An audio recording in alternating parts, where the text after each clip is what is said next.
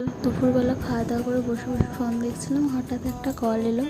দিয়ে কলটা ধরলাম, বললো একটা পার্সেল আছে। আমি বললাম ঠিক আছে, আপনি কোথায় আছেন? বললো আমি এখানে আছি। বললাম আচ্ছা ঠিক আছে, আপনি আসুন। বলছে আপনি একটু বাইরে আসুন। তাই আমি বললাম ঠিক আছে, আমি বাইরে যাচ্ছি, আপনি আসুন। দিয়ে রাস্তার যা খারাপ অবস্থা, জল বৃষ্টি যাই হোক, পার্সেল ডেলিভারি তো দিতেই হবে, তাই না?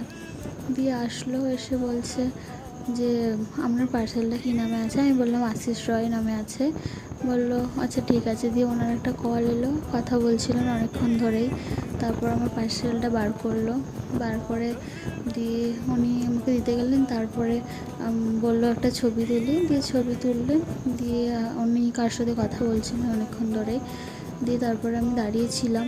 তারপর আমাকে জিজ্ঞাসা করছে যে এই রাস্তাটা, এইদিকে একটা রাস্তা আছে, এটা কোথায়? আমি বললাম ওই যে ওখানে সামনেই। দিয়ে বলছে ঠিক আছে।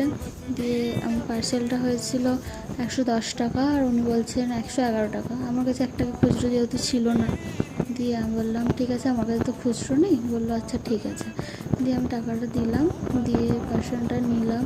দিয়ে আমি পার্সেলটা নিয়ে চলে এলাম, দিয়ে আনবক্সিং করলাম। দেখুন কেমন হয়েছে। দিয়ে দেখছিলাম, কিন্তু যেটা হয়েছিল সেরকম আসতে নাই, কারণ একটু সরু এসেছে। দিয়ে তাই রাখলাম, মানে খুব খারাপ হয়নি, ভালোই হয়েছে মোটামুটি।